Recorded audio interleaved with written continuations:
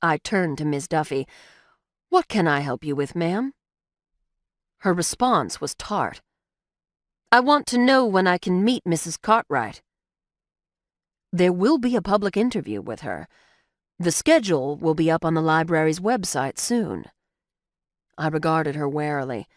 Was she going to be like Gordon Betts and demand that she be given Mrs. Cartwright's address for a private visit?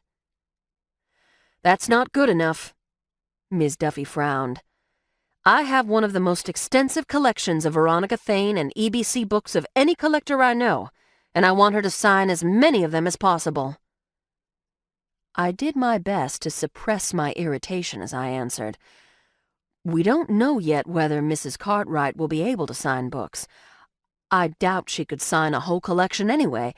You do realize that she is about to turn 100 soon." "Is she so decrepit that she can't write her name?"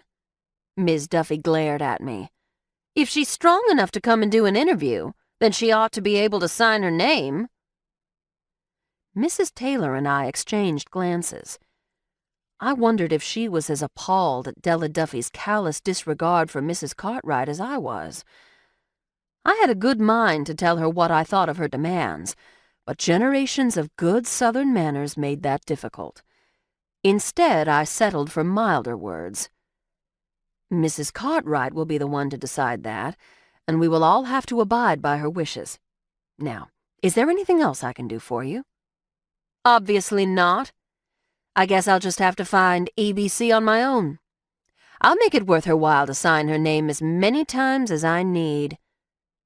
Ms. Duffy flashed what I took to be a smile of self-satisfaction and conviction. Beside her, Mrs. Taylor sighed and shook her head gently. "Della, you and Gordon are going to have to realize that you can't just bully your way into getting what you want. Throwing money around isn't going to accomplish anything either. Charlie is right.